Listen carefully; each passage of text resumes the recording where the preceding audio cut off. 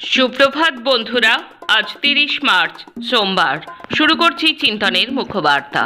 আজকের মুখ্যবার্তার বিশেষ বিশেষ বিভাগগুলি: আন্তর্জাতিক সংবাদ, দেশের সংবাদ, রাজ্যের সংবাদ এবং খেলার সংবাদ। প্রথমেই দেখে নেব আন্তর্জাতিক সংবাদ। সৌদি আরবে মার্কিন বায়ুসেনা ঘাঁটিতে হামলার আগে সেখানকার উপগ্রহ চিত্র ইরানকে সরবরাহ করেছিল রাশিয়া, এমনই দাবি করলেন ইউক্রেনের প্রেসিডেন্ট ভ্লাদিমির জেলেনস্কি। শুক্রবার সৌদির প্রিন্স সুলতান বিমান ঘাঁটিতে পরপর ক্ষেপণাস্ত্র এবং ড্রোন হামলা চালায় ইরান। সেই হামলায় 15 জন মার্কিন সেনা আহত হন। সেই হামলা নিয়ে মুখ খুললেন জেলেনস্কি। তাঁর দাবি, এই হামলায় ইরানকে সহযোগিতা করেছে রাশিয়া, যদিও এ প্রসঙ্গে ইরান বা রাশিয়া এখনো পর্যন্ত কোনো মন্তব্য করেনি। পশ্চিম এশিয়ায় সামরিক সংঘাত যখন চরমে, আবার নিজেদের শক্তি প্রদর্শন করল উত্তর কোরিয়া। এবার ক্ষেপণাস্ত্র উৎক্ষেপণকারী আরও শক্তিশালী যন্ত্রের পরীক্ষা চালালো তারা। উত্তর কোরিয়ার সরকারি সংবাদ মাধ্যম KCNA দাবি করেছে, নতুন এই যন্ত্রটির নিক্ষেপ ক্ষমতা বাড়ানো হয়েছে। আগে ছিল 1971 কিলোটন, এখন সেটির ক্ষমতা বাড়িয়ে 2500 কিলোটন করা হয়েছে। এশিয়ানের দাবি, প্রচণ্ড শক্তিশালী এবং অত্যাধুনিক এই উৎক্ষেপণকারী যন্ত্রের সফল পরীক্ষা হয়েছে, ফলে আমেরিকার মূল ভূখণ্ড তাদের ক্ষেপণাস্ত্রের নাগালে চলে এসেছে। রাশিয়া ইউক্রেনের সঙ্গে যুদ্ধ শুরু করেছে 4 বছর হলো। অন্যদিকে 1 মাস ধরে যুক্তরাষ্ট্র ও ইসরায়েলকে মোকাবিলা করছে ইরান। দুই ময়দানে যুদ্ধের মধ্যে ইরানের পররাষ্ট্রমন্ত্রী আব্বাস আরাগাচি এবং রাশিয়ার পররাষ্ট্রমন্ত্রী সের্গেই লাভরভ নিজেদের মধ্যে আলোচনা করলেন। ইরান যুদ্ধের একটি সম্ভাব্য কূটনৈতিক সমাধান খুঁজে পেতেই শুক্রবার তারা আলোচনা করে বলে রাশিয়ার পররাষ্ট্র মন্ত্রণালয় এক বিবৃতিতে জানিয়েছে। ইরান যুদ্ধের 1 মাসে মধ্যপ্রাচ্যে 13 মার্কিন সেনা সহ নিহত 3213। ইরানে যুক্তরাষ্ট্র ও ইসরায়েলে শুরু করা যুদ্ধ 1 মাস পূর্ণ করেছে। তবে এই যুদ্ধ শুধু ইরানেই সীমাবদ্ধ থাকেনি, পুরো মধ্যপ্রাচ্যে ছড়িয়ে পড়েছে। এরই মধ্যে পুরো অঞ্চলে কয়েক হাজার মানুষ নিহত হয়েছেন। একের পর এক এলাকা ধ্বংসস্তূপে পরিণত হচ্ছে। ঘরবাড়ি হারিয়ে পথে বসেছে হাজারো পরিবার। শুক্রবার রাষ্ট্রসংঘের এক সংবাদ সম্মেলনে ইরানি রেড ক্রিসেন্টের প্রতিনিধি দলের প্রধান মারিয়া মার্টিনেজ এই বিদারক তথ্য জানান। সৌদি আরবের প্রিন্স সুলতান বিমান ঘাঁটিতে ইরানের এক হামলায় কমপক্ষে 12 মার্কিন সেনা আহত হয়েছেন। তাদের মধ্যে 2 জনের অবস্থা আশঙ্কাজনক। নাম প্রকাশ না করার শর্তে 2 জন মার্কিন কর্মকর্তা স্থানীয় একটি হাসপাতালে দাঁড়িয়ে শুক্রবার এই তথ্য নিশ্চিত করেছেন। ইরানের সঙ্গে 1 মাস ব্যাপী চলা এই যুদ্ধে ক্ষেপণাস্ত্র ও ড্রোনের এই সম্মিলিত হামলাকে যুক্তরাষ্ট্রের আকাশ প্রতিরক্ষা ব্যবস্থার অন্যতম বড় ব্যর্থতা হিসেবে দেখা হচ্ছে। যুক্তরাষ্ট্রের ট্রাম্প বিরোধী নো কিংস বিক্ষোভে লক্ষ লক্ষ মানুষ রাস্তায়। আগ্রাসী অভিবাসন বিরোধী নীতি এবং ইরানে যুদ্ধ সহ যুক্তরাষ্ট্রের প্রেসিডেন্ট ডোনাল্ড ট্রাম্পের নীতির প্রতিবাদে শনিবার যুক্তরাষ্ট্রের বিভিন্ন নগরে ব্যাপক বিক্ষোভ হয়েছে। ট্রাম্প বিরোধী এই বিক্ষোভ নো কিংস বিক্ষোভ নামে পরিচিত হয়ে উঠেছে। যুক্তরাষ্ট্রে শনিবার তৃতীয়বারের মতো নো কিংস বিক্ষোভ কর্মসূচি আয়োজন করা হয়েছে। এদিন যুক্তরাষ্ট্রের সমস্ত অঙ্গরাজ্যে 3000টির বেশি জায়গায় বিক্ষোভের পরিকল্পনা করা হয়েছিল। আগের দুটো বিক্ষোভে কয়েক লক্ষ মানুষ অংশ নিয়েছিলেন, তবে এবার সবচেয়ে বেশি মানুষ বিক্ষোভে অংশ নিয়েছেন বলে ধারণা করা হচ্ছে। আসছি দেশের খবরে। অফিস থেকে তুলে এনে এক সাংবাদিকের গোপনাঙ্গে পেট্রোল ঢেলে নির্যাতন চালানো হয়েছে। সঙ্গে চলেছে 3rd ডিগ্রির নির্যাতন। গুজরাটের রাজকোটের এক স্থানীয় সাংবাদিক পুলিশের হেফাজতে এমনই ভয়ঙ্কর নির্যাতনের অভিযোগ তুলেছেন। খবর রাজকোট কি নিউজ নামে একটি অনলাইন মাধ্যমের সাংবাদিক সুরেশ ভাউচার দাবি, সরকার বিরোধী খবর করার জেরে রাজকোট ক্রাইম ব্রাঞ্চের ডেপুটি কমিশনার ডিসিপি জগদীশ কাভাডিয়া এবং তার পুলিশ বাহিনী তাকে নির্মমভাবে মারধর এবং তার সঙ্গে অমানবিক আচরণ করেছে। পুলিশ যদিও এই অভিযোগ সম্পূর্ণভাবে অস্বীকার করে, একে নাটক বলে উড়িয়ে দিয়েছে।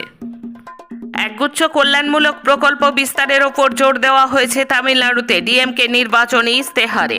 রবিবার ডিএমকে প্রধান তথা তামিলনাড়ুর মুখ্যমন্ত্রী MK স্ট্যালিন একাধিক জনমুখী প্রতিশ্রুতির কথা তুলে ধরেছেন। মূলত শিক্ষা, স্বাস্থ্য, কৃষি, কর্মসংস্থানের মতো বিষয়কে গুরুত্ব দেওয়া হয়েছে। আসামে ফের বিজেপি ক্ষমতায় এলে রাজ্যে অভিন্ন দেওয়ানি বিধি লাগু করা হবে। রবিবার নির্বাচনী প্রচারে অংশ নিয়ে এই হুঙ্কার দিলেন কেন্দ্রীয় স্বরাষ্ট্রমন্ত্রী অমিত শাহ। এদিন ঢেকিয়াজুলি ও নলবাড়িতে নির্বাচনী সভা করেন শাহ। দেশের বিভিন্ন বিজেপি শাসিত রাজ্যে অভিন্ন দেওয়ানি বিধি করলেও আসামে 10 বছর ধরে বিজেপি ক্ষমতায় থাকলেও তা নিয়ে কোনো কথা বলেনি বিজেপি। ভারত থেকে আরও জ্বালানি তেল পাইপলাইনের মাধ্যমে রপ্তানি হচ্ছে বাংলাদেশে। প্রায় 7,000 টন ডিজেল যাচ্ছে পড়শি দেশে। আসামের নুমালীগড় তৈল শোধনাগার থেকে এই ডিজেল পাঠানো হচ্ছে বাংলাদেশে। পশ্চিম এশিয়ার যুদ্ধ পরিস্থিতির জেরে বিভিন্ন দেশে জ্বালানি সরবরাহ বিঘ্নিত হয়েছে, সেই প্রভাব পড়েছে বাংলাদেশেও। বাংলাদেশের দৈনিক সংবাদপত্র প্রথম আলো জানাচ্ছে, মার্চে বাংলাদেশে 17টি জাহাজে করে ডিজেল যাওয়ার কথা, কিন্তু এখনো পর্যন্ত পৌঁছেছে মাত্র 9টি। সেই ঘাটতি পূরণ করতেই বাংলাদেশ ভারত থেকে তেল আমদানি করছে। রান্নার গ্যাস বা এলপিজি নিয়ে আরও 2টি জাহাজ হরমুজ প্রণালী পেরিয়ে ভারতের দিকে রওনা দিল। বিডব্লিউ এলাম এবং BW3 নামে 2টি ভারতীয় জাহাজ শনিবার বিকেলে হরমুজ প্রণালী পার করেছে। প্রধানমন্ত্রী নরেন্দ্র মোদীর বক্তব্য, যুদ্ধের ফলে তৈরি সংকটের কিভাবে মুখোমুখি হতে হবে তাই নিয়ে মুখ্যমন্ত্রীদের সঙ্গে নিরন্তর কথা চলছে। প্রতিবেশী রাষ্ট্রের পাশে দাঁড়িয়ে শ্রীলঙ্কাকে 38,000 টন জ্বালানি দিয়ে সাহায্য করল ভারত। চলতি সপ্তাহে প্রধানমন্ত্রী নরেন্দ্র মোদীর সঙ্গে শ্রীলঙ্কার প্রেসিডেন্ট অনুরা কুমারা দিশানায়েকের সঙ্গে ফোনে কথা হয়েছিল। পাশাপাশি দুদেশের বিদেশ মন্ত্রীর মধ্যেও ফোনে কথা হয়েছে। শনিবার কলম্বোয় অবস্থিত ভারতীয় হাইকমিশন জানিয়েছেন, শ্রীলঙ্কাকে ভারত 38,000 টন জ্বালানি সরবরাহ করেছে। এর মধ্যে 20,000 টন ডিজেল এবং 18,000 টন পেট্রোল রয়েছে।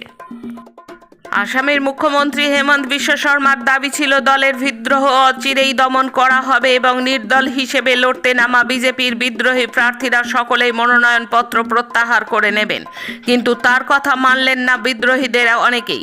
তাই নির্দল প্রার্থী হিসেবে লড়তে নামা আসাম বিজেপির 9 বিদ্রোহ নেতাকে বহিষ্কার করল দল। আসামের বিধানসভা নির্বাচনের আগে জোরহাট জেলার রাজা মাইদাম নিউ কলোনি এলাকায় একটি বিস্ফোরণ ঘটে। শনিবার এই বিস্ফোরণের ফলে এখনো পর্যন্ত একজন শিশু সহ 2 জনের মৃত্যু হয়েছে। গুরুতর আহত হয়েছে আরও 2টি শিশু। চোর সন্দেহে নিজের 2 মেয়ের ওপর অত্যাচার চালিয়ে তাদের রাতভর উল্টো করে ঝুলিয়ে রাখার অভিযোগ উঠল এক ব্যক্তির বিরুদ্ধে। মহারাষ্ট্রের সাংলির এই ঘটনা এলাকায় চাঞ্চল্য সৃষ্টি করেছে। 2 নাবালিকার মধ্যে একজনের মৃত্যু হয়েছে বৃহস্পতিবার। এখন রাজ্যের খবর। নির্বাচনের আগে লক্ষ লক্ষ মানুষের নাম বাদ দেওয়া হচ্ছে পরিকল্পনা করে। আরএসএস বিজেপির চক্রান্তের অংশীদার হয়েছে নির্বাচন কমিশন। সিপিআইএম ভোটাধিকারের পক্ষে লড়াই জারি রেখেছে। আপিল ট্রাইব্যুনালে আবেদনের সহায়তা করার জন্য আইনি সহায়তা করবে সিপিআইএম। সোম এবং মঙ্গলবার সব বিধানসভা এলাকায় ভোটাধিকার রক্ষায় বিক্ষোভে নামবে সিপিআইএম। রবিবার মুর্শিদাবাদে বহরমপুরে এই কথা বলেছেন সিপিআইএম রাজ্য সম্পাদক মোহাম্মদ সেলিম। তিনি জানিয়েছেন যে রেড ভলেন্টিয়ার এবং আইনজীবীদের টিম হয়েছে। ফোন নাম্বার সমেত তাদের নাম প্রকাশ করা হয়েছে সোশ্যাল মিডিয়ায়। সেলিম বলেন, যাতে প্রতি বুথে প্রত্যেক ভোটার ভোট দেওয়ার অধিকার পান, কোনো প্রকৃত ভোটারের নাম যাতে বাদ না যায়, তার জন্য আইনি পরামর্শ দেওয়া ও আইনি লড়াই করবে এই টিম। ভোটের আগে রাজ্য প্রশাসনের আধিকারিকদের ফেরবদলির নির্দেশ দিল নির্বাচন কমিশন। রবিবার নন্দীগ্রামে 2টি ব্লক সহ রাজ্যের মোট 83টি ব্লকের বিডিও এবং সহকারী রিটার্নিং অফিসার ARO-কে বদলি করার নির্দেশ দিয়েছে নির্বাচন কমিশন। দীঘা সংলগ্ন তালসারি বিচে মর্মান্তিক দুর্ঘটনা। জলে ডুবে মৃত্যু হলো অভিনেতা রাহুল অরুণোদয় ব্যানার্জির। অভিনেতার বয়স হয়েছিল 43 বছর। শনিবার দীঘার তালসারি বিচে বোটে চেপে একটি ধারাবাহিকে শুটিং করছিলেন। বোটে চেপে ঘোরার সময় হঠাৎ সমুদ্রে পড়ে যান রাহুল। স্থানীয় মানুষেরা জানিয়েছেন, ঘটনাটি ঘটেছে আনুমানিক বেলা 2টো নাগাদ। তাকে উদ্ধার করে ওড়িশার একটি হাসপাতালে নিয়ে যাওয়া হলে চিকিৎসকেরা জানিয়েছেন অভিনেতার ব্রড ডেথ হয়েছে। সেখান থেকে অভিনেতাকে দীঘা স্টেট জেনারেল হাসপাতালে নিয়ে আসা হয়। মৃত্যুর প্রাথমিক কারণ হিসেবে ম্যাসিভ হার্ট অ্যাটাক মনে করা হচ্ছে।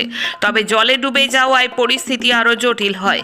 এই মর্মান্তিক দুর্ঘটনার খবর পাওয়া মাত্রই হাসপাতালে পৌঁছয় দীঘা কোস্টাল থানার পুলিশ। পুলিশের পক্ষ থেকে জানানো হয়েছে এটি একটি অস্বাভাবিক মৃত্যু। শুটিংয়ের সময় প্রয়োজনীয় সুরক্ষা ব্যবস্থা ছিল কিনা তা খতিয়ে দেখা হচ্ছে। আপাতত অভিনেতার মরদেহ দীঘা হাসপাতালের মর্গে রাখা হয়েছে। সোমবার সকালে দেহটি ময়না তদন্তের জন্য কাঁথি মহকুমা হাসপাতালে পাঠানো হবে। অভিনেতার মৃত্যুতে শোকস্তব্ধ সৈকত শহর, সিনেমা পাড়া, রাজনৈতিক মহল, সাহিত্য জগৎ। বাম রাজনীতির সাথে জড়িয়ে ছিলেন অভিনেতা।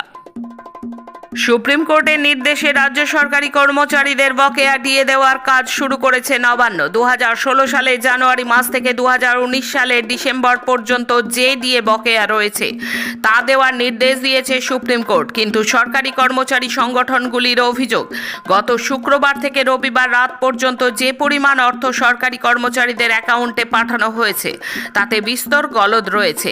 প্রাপ্যের অর্ধেক কিংবা তার থেকেও কম অর্থ দেওয়া হয়েছে বলে অভিযোগ করেছেন সরকারি কর্মচারী ফেডারেশনের নেতা বিশ্বজিৎ গুপ্ত চৌধুরী।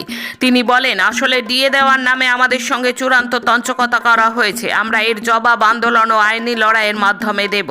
তেমনই ভোট বাক্সে রাজ্য সরকারকে বুঝিয়ে দেব রাজ্য সরকারি কর্মচারীদের অধিকার হরণ করলে কি হয়। শেষে খেলার খবর। হকি ডার্বিতে বড় জয় মোহনবাগানের। কলকাতা প্রিমিয়ার হকি লিগের ম্যাচে ইস্টবেঙ্গলকে 4-1 গোলে হারালো তারা। গতবার এই প্রতিযোগিতার ডার্বিতে দু দলের সমর্থকদের মধ্যে বচসা হয়েছিল।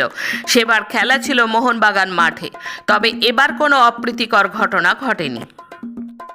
অলিম্পিক পদকজয়ী এবং 6বারের বিশ্ব চ্যাম্পিয়ন 43 বছর বয়সী ভারতীয় বক্সার MC মেরিকম গত রবিবার জানিয়েছেন যে তিনি পেশাদার বক্সিংয়ের কথা গুরুত্ব সহকারে বিবেচনা করছেন। একটি সাইক্লিং ইভেন্টে যোগ দিয়ে 43 বছর বয়সী এই কিংবদন্তি বক্সার এই বড় ঘোষণাটি দেন। আজকের মুখ্য বার্তা এই পর্যন্ত। নমস্কার।